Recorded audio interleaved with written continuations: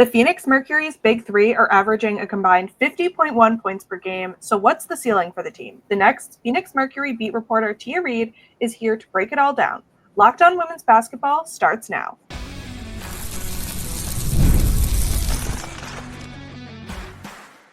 You are Locked On Women's Basketball, your daily podcast on women's basketball. Part of the Locked On Podcast Network, your team every day. Hello and happy Monday. Thanks for making Locked On Women's Basketball your first listen every day. Part of the Locked On Podcast Network, your team every day. I'm Natalie Heavren, and I'm a features writer and the Atlantic 10 beat reporter for The Next. Today's episode is brought to you by FanDuel. Right now, new customers can get $150 in bonus bets when your first $5 bet wins. Today, we'll chat all about the Phoenix Mercury's big three, including Alyssa Thomas's contributions, as well as check in on how the team is playing positionless basketball, 5 rookies on the roster, and look ahead to tonight's game against the Wings. Joining me today is the next Phoenix Mercury beat reporter, Tia Reid. So I think we have to start by talking about the Mercury's big three this season. Satou Sabally, Kahleah Copper, and Alyssa Thomas, who are averaging a combined total of 50.1 points per game this season. Now that Kahleah Copper is in the lineup, how impactful has the trio been over those last several games? Yeah, I think it's interesting seeing them adjust just because obviously Copper missed so much time and they're still all getting used to playing with each other. I mean, Alyssa Thomas missed some games, so her and Satou were still getting used to playing with each other. But I think so far she's incorporated into the offense pretty well. For most of it, it's been in spurts, and then she had her first 30-plus point scoring game the other day in Dallas. Granted, it was a loss in Dallas, so there wasn't a whole lot to kind of take away from that game. It was a bit uncharacteristic with how they've been playing the rest of the year. But so far, everything looks smooth with how Kahleah Copper has integrated in, and all three of them playing on both sides of the ball. Yeah, and, how have you already seen them kind of start to meld together, as you mentioned? And then is there anything else you're looking for as they continue to meld together over the last half plus of the season? Yeah, I think it's really interesting how they kind of work together. I think you see, and it's not like too much of a surprise, right?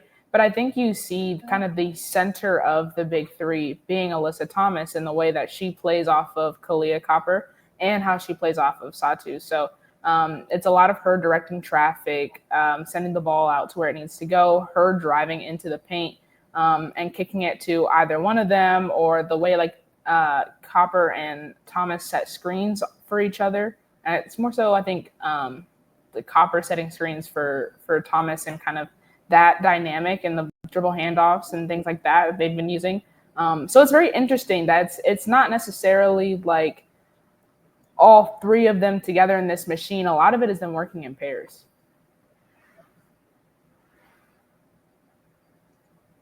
Yeah, and how helpful is it to kind of have three of them, but working in different combinations of pairs, just kind of building together, even if it's not necessarily the three of them playing as one, but in pairs, more combinations to kind of make the team go. Yeah, I think it's helpful just because it provides so much variety in what different types of sets you can run and the different things that they can do. So obviously, having to defend all three of them on the floor, even if only two of them are working in some sort of action together, you still have the third one on the floor somewhere who also needs to be defended and needs someone to pay close attention to. So I think the whole kind of dynamic is built around stretching defenses thin, trying to defend all three of those players. And based off of, how well the Mercury have played, but for that Dallas game the other day, it seems to be working pretty well for them. So I know I asked you this in May, but are the Mercury title contenders, or what do you think the potential is for this team as the season continues? Yeah, I think back in May, my answer was that I think that there was there was a lot of uncertainty with this team and how many new pieces there were. But I definitely think after watching this first almost half of the season, I would definitely say that the Mercury are up there and look like a team that really could make a push. I think they've really shown off their depth. And I think that's the biggest part of it is, they played those first couple of games of the season with no Kahleah Copper, with no Alyssa Thomas, still were able to get wins. And now that they're all playing together, they're still winning and they're still looking like a really strong team. And I think but for that Dallas game just the other day, that they've been a really strong team and haven't played too many like just bad games. And so I would definitely say that they're a contender based off the ways they've competed with New York in the last couple of weeks, even though I know New York's missing a couple starters, but I still think that there's a lot to be said about how the Mercury went about winning those games. And then one particular player I want to talk about is Alyssa Thomas. First, did Connecticut's nickname of the Engine carry over? Because she's averaging 14.3 points, 7.3 rebounds, 9.4 assists, and 1.5 steals per game. And I can't think of a more accurate nickname for her. Yeah, absolutely. They 100% call her the Engine when they're introducing her pregame for the starters. She is the Engine. So that nickname is alive and well. And I would say it's a pretty accurate description of the dynamics on this team. Like I said, in terms of working with Satou and Kahleah Copper on offense, I think a lot of it is based around AT. They've referred to her as the team's defensive anchor so many times, and with the way that this defense works and having this mindset of wanting to be a team that plays defense and turns defense into offense, a lot of that comes from Alyssa Thomas and how she pushes the team. And even working outside of Copper and Sabally on offense, I mean, the whole kind of setup is let AT get downhill and kick the ball out to shooters who can knock shots down. And it's about her drawing attention into the paint. So yeah, I would say a lot that Phoenix does absolutely runs out of AT or starts because of something that she does on both sides of the ball. And then I was kind of surprised when I saw this, but she's also shooting the best field goal percentage of her career so far this season. I know we're only a little bit less than halfway through the season, but what's been working for her in the system in Phoenix? I think it's the space. Like I said, a lot of times it's, her getting downhill. You have shooters who have proven that they're dangerous on the outside. And that's one thing that she said she really was, that I guess that the front office kind of promised her, that they said they were going to try to accomplish, is we're going to try to put shooters around you, which is what she wanted. And so far it's worked. And so there's a lot of space in the paint for her to work with. I mean, she's still AT, so she still has that insane level of physicality that basically allows her to power through anyone standing in front of her. But I mean, I think just having that space and less of a clog in the paint has allowed her to get more shots up. Because I mean, it's still AT. She's not taking, shots from outside, not too many mid-range shots, definitely isn't shooting any threes. So I think it's just about now how she's able to get down to the rim. And, in her first season in Phoenix, so your first season kind of covering her up close more than just a couple games in a season, what's impressed you the most about her this season? I think, I've watched a little bit of Connecticut here and there, but I think really just seeing on a game by game basis how much she handles the ball and how much she initiates the offense. Like I knew that was kind of the assumption of how this was all going to work, and I knew that was going to be part of it. But I mean, it's still just so surprising to see someone who is a forward, who is as strong as she is, who plays the way that she does, be that person who can bring the ball up, who can initiate the offense, is running through dribble handoffs, is the ball handler, getting screens set for her, running pick and rolls, passing the way that she does, finding players. It's kind of crazy to watch and seeing it so regularly rather than, here and there whenever the Sun came to Phoenix or whenever the Phoenix went out to Connecticut, or just like in random times when I'm catching Connecticut games in the last couple of years. It's way different just watching it like right in front of my face. Yeah, and I just need to say this again. She's a forward averaging 9.4 assists per game.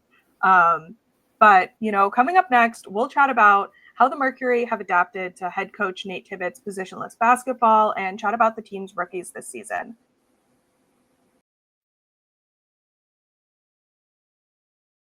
Today's episode is brought to you by FanDuel. Summer sports are in full swing, and whether you're all about WNBA, baseball under the lights, golf on the green, or high-stakes soccer action, FanDuel is the best way to make every game even more exciting. You're already following the action, why not make it a little more thrilling? With FanDuel, you can get in on the game while your friends are getting sunburned at the beach. It's easy to use, fast to pay out, and makes even regular season games feel like must-watch events. Plus, it's not too late to bet on tonight's games. The Golden State Valkyries are taking on the Atlanta Dream, while the Dallas Wings are playing the Phoenix Mercury. You can also bet on who will win this year's WNBA championship, regular season MVP, Rookie of the Year, and how many wins each of the 13 teams will finish the regular season with. New to FanDuel, new customers can bet just $5 and get $150 in bonus bets if your first bet wins. Open the FanDuel app today or visit FanDuel.com to get started. So back in May, we talked about head coach Nate Tibbetts wanting to play a more positionless brand of basketball. And how has that materialized over the first 18 games of the season so far? Yeah, I think it's very interesting. And I think, in watching these first 18 games, seeing, even what positionless looks like in the WNBA, because we've seen it obviously a lot more on the NBA side. And I think, it was kind of this abstract idea of like, okay, how is this going to work? I do think I would say there's still positions. Like you can definitely tell when they're sending players out onto the floor, who's the 1, who's the 2, who's 3, who's 4, who's 5. Like, and they still kind of use those arbitrary positions in a way of like, how they match up on defense and a little bit how they go about certain things. So that element is still there. But I think where it gets into being positionless is how like flip things are. Like I said, you have Alyssa Thomas running in dribble handoffs. They do a lot of inverted screens. So it's guards coming up to screen for the post players, and opposing posts and opposing guards don't know how to defend being in those opposite positions because guards are used to guarding the person who is receiving the screen rather than guarding the screener. So it's things like that. And then you still have like Akoa-Makani and Sammy Whitcomb are still very much so playing like traditional guards and the way they go about getting their shots and getting the offense set up. Kalani Brown and Natasha Mack, they're centers, so they play in the paint and they're doing, things that centers would do, posting up on the block and things of that nature. And so it's really more so you have Thomas and Sabally who kind of are roaming and are a little bit more free floaters, and that's where you get that more positionless element from. So it's an interesting mix of how things have gone, but I mean, through 18 games, it looks to be pretty successful. However, you define it being super positionless or less positionless. Yeah, they are 12-6, and you mentioned Sammy Whitcomb. How has she helped the team shooting this season? Yeah, I mean, I think that she's really come along into these last few games. I honestly really, it's been since she started coming off the bench. Once Thomas and Copper came back, she no longer started. She came off the bench, and it was like a whole different player, like a switch flipped. And I mean, her shots started falling. She had a little bit of a rough start to the season. It wasn't shooting as well, but since the team has gotten closer to full health, her shooting has been crazy. And I mean, it's for a team that Nate Tibbetts still, I mean, a lot of what he does is based off of he wants his team to shoot a lot of threes. He said earlier in the season that he's looking for like Sammy and Satou to shoot somewhere between 6 and 10 threes a game. And so now Sammy getting into those numbers, being able to hit as many threes as she takes, because she was taking them earlier in the season but wasn't making them. When it rains, it pours in Phoenix, as we've seen in the last week when they had those back-to-back games, 17 three-pointers made, the next game 18 three-pointers made. Sammy played a big part in that. And they have a couple other great shooters as well that also work with that. Kit Loxa is a good shooter. Akoa-Makani is second among rookies in three-point percentage of players who've made 5 or more three-pointers. So, even Lexi Held before she got hurt was adding to that dimension as well. So they have a lot of different shooting options, but Sammy Whitcomb has by far stood out among them. Yeah, and that's a perfect segue into what I feel like we have to talk about, because the Mercury have 5 rookies currently on the roster, and 4 of them are averaging at least 6 points per game this season. Have you been surprised by the rookies as a whole group? All 5 of them being really impactful this season. Yeah, I think everyone's surprised. A lot of these players people didn't really know or hadn't heard of in a while. Played primarily overseas. You have Catherine Westbeld played at Notre Dame, went undrafted, went into training camp. I think what would have been her rookie year, her first year out of Notre Dame. Didn't make a team and has been overseas. Lexi Held, same thing. Played at DePaul, went to Chicago Sky Camp, and then didn't make the team. Kahleah was drafted when she came out of South Florida and has just kind of been overseas. And so these are names from the college game that people might recognize that have just kind of faded into the background or haven't been as prominent playing overseas. And now here they are making a big impact for the Mercury. Like I mentioned as well, Akoa-Makani, who has played entirely overseas. She's coming in. She's been a starter from day one. And that's, I think, one of the very interesting things is you see all these assets that Phoenix brought in, and preseason everyone's trying to figure out, okay, what is this lineup going to be? And you have Akoa-Makani, who's a rookie, who she's been a starter since day one, even when she got hurt and didn't play in their second preseason game, came back ready for the regular season, still a starter.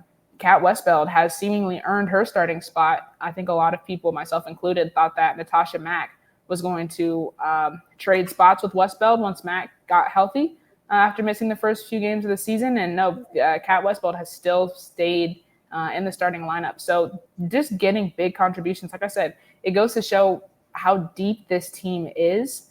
And I think it's unexpected depth that a lot of people didn't think they would have because they didn't know who these players were. And so now seeing how well these players can play, seeing not only them play at a WNBA level, but play pretty exceptionally in some cases at a WNBA level, has been super impressive. It's tough that, we don't know how long Lexi Held's going to be out. So missing a little bit of an element there. And her impact really on defense is super important, and just a little bit of that variety on offense. So they're missing that, but still great rookies all around that do a lot of different things that can be dangerous for opposing teams. And how has it helped the Mercury that these are all players with a little bit more experience? The youngest rookie is 24 years old.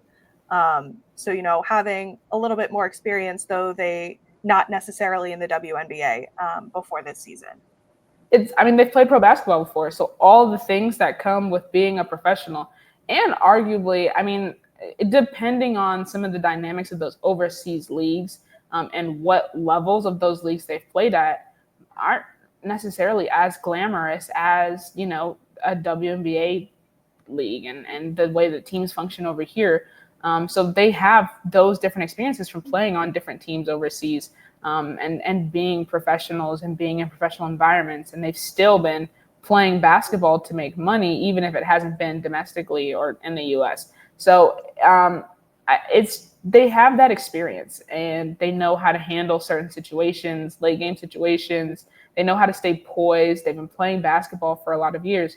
You mentioned the youngest being 24. They have 2 29-year-old rookies. Kahleah and Kat Westbeld are 29. So, like I said, they've played a lot of basketball, and they've played a lot of professional basketball. And so they don't really get shaken in certain situations. Yes, there are a lot of things that are still first for them and how they go about this, but they've experienced a lot of similar things playing overseas. And I think just being 29, they have a bit of a different poise than maybe a 22-year-old rookie who's fresh out of college who has zero idea about what the professional world looks like at all. And then, we've talked about a lot of players so far, the big three, the rookies. Is there anyone you think could have a breakout moment as the season continues? I think I'm still waiting. There's 2 players who I think I'm still waiting for their kind of breakout moment. I think Kit Loxa and Monique Akoa-Makani, two of those rookies. I think Loxa's shooting is just her ability she can catch and shoot. She can shoot off the dribble. Phoenix loves to run her off of screens, off of curls, and just really quick catch and shoot. Her ability to get her feet under her is I mean, I haven't seen really anyone shoot like that, at least not in this league, kind of the way that she does it. So it's very impressive. So I think one game where she's really on it and she launches like 7 threes or 7 or 8 of them and hits like 5 or 6, I think would absolutely do some crazy things for her reputation in this league. And she's had a couple games where she's hit, I think, like 3 or 4, maybe even 5. But I'm waiting for that one game where she gets the big attention. And then Akoa-Makani, I think she's not as much of a scorer as some of the other players on this team, but Nate Tibbetts has acknowledged, her ability to score, how well she shoots the ball. And she's a killer in the mid-range, which Tibbetts is not a huge fan of, but it's effective when she can take those shots and hit them as frequently as she does. It's not a bad shot for her. So I think with her having a little bit of that diversity in her shot profile, I think there could be a game down the line where she kind of takes over and we see her really take that step forward and stepping up in a big moment. Yeah, well, coming up next, we'll chat about what's ahead for the Mercury, starting with the Dallas Wings tonight, and who knows, maybe that breakout performance is coming.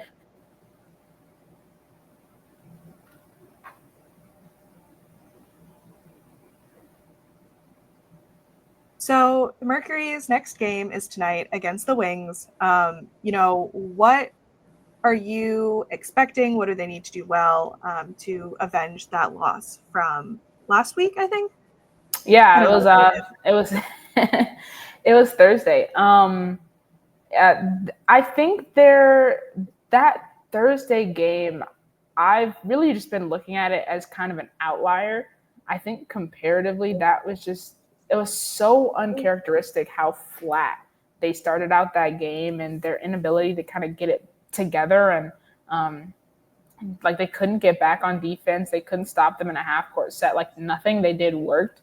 And Dallas also hit shots at an incredibly, I don't know if it was like an incredibly high rate as a way to word it, but like they hit some early shots and had players that were really efficient. Quinterly, James and Becker's it was hard to get them to miss. And so I think those are not performances that you can expect as frequently. Could they do it again tonight? Sure, but not as likely. So I think the energy is going to be a big thing of them coming out a little bit stronger than they did, or a lot of bit stronger than they did in Dallas. But I don't think it's necessarily a thing of, that this goes to show that, okay, maybe they're not as strong as we think, or that Dallas has, some sort of leg up on them. I really just think it was an outlier game, that low energy, chalk it up to an off day, and you kind of move on from it. And then, is there anything that surprised you this season so far in the first 18 games? I'm trying to think of things that like either I haven't said already or that, haven't been the big focus. Obviously, like everyone said, the rookies, how well Phoenix played in those first couple of games. I think I would just say the consistency of shooting. Having back-to-back games where you make 17 threes and then you make 18 threes, it's pretty impressive. And I think that, last year it was kind of this idea that they would have great shooters and they were going to shoot a lot of threes. And they would just find lulls, and they weren't able to shoot themselves out of slumps the way that this year's team is. And so just seeing how different they are and the way that this team, even, if they start slow, they can put a few shots in and finish with a decent number. Or if, they start fast, they can keep building on that. Things like that, I think, have been really surprising, I guess, and how well they've been able to get shots up. And then, I just say Alyssa Thomas's play, leading the league in assists, having almost 10 assists a game. You know what? My surprise actually is the fact that she hasn't gotten a triple-double yet this season with how many assists she gets per game. She's been in double-digit scoring for most games. Just needs the rebounds. Like, I honestly am surprised that it's the rebounds holding her back and not anything else. That is something that also surprised me when I was, getting ready for this episode. But I feel like, she just steps on the court and you're already on triple double watch.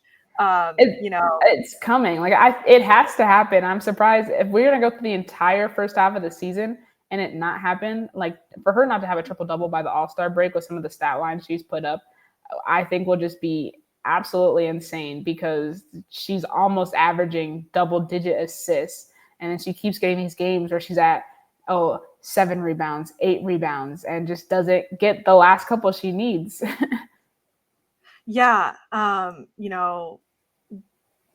June 19th, she had 15 rebounds, and then, June 27th, she had 15 assists.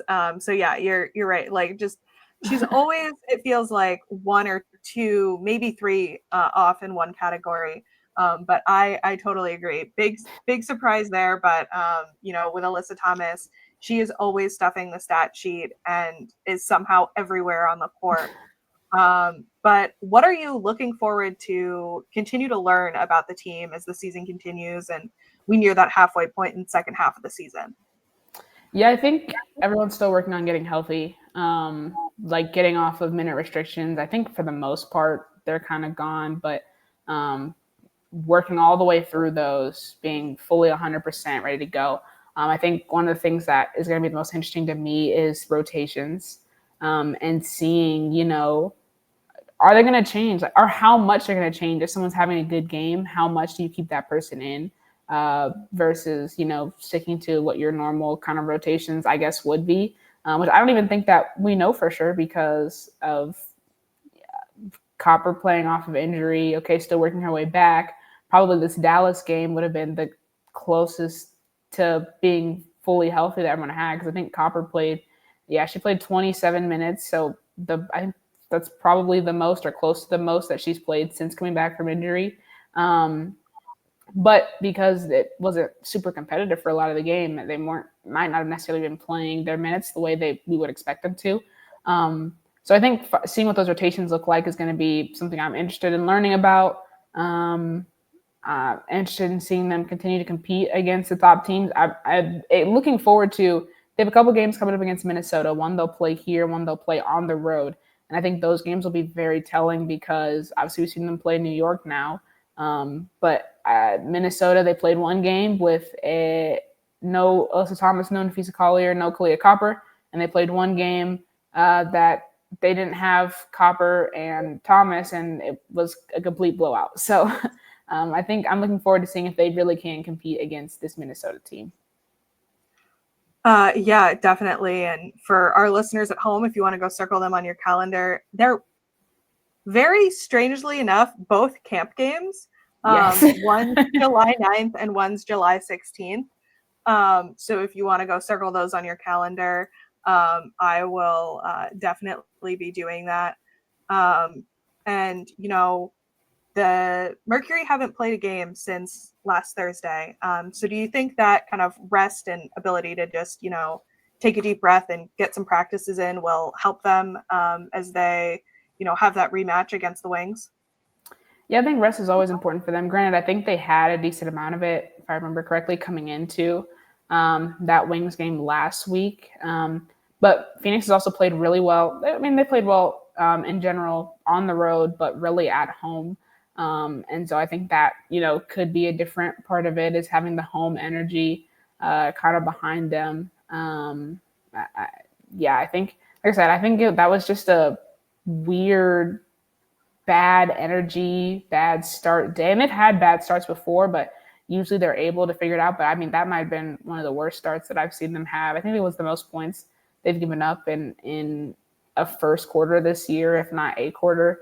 So it was just a weird start to the game that I don't think that they'll have again. So we'll see, though. And thank you for joining me today, Tia. Where can people find you and your work? Yes, my work writing for The Next. I also, you can follow me on X at Tia Reid 65. Same thing on Bluesky with just the extra BSKY account official, whatever they put on the end of it, same handle.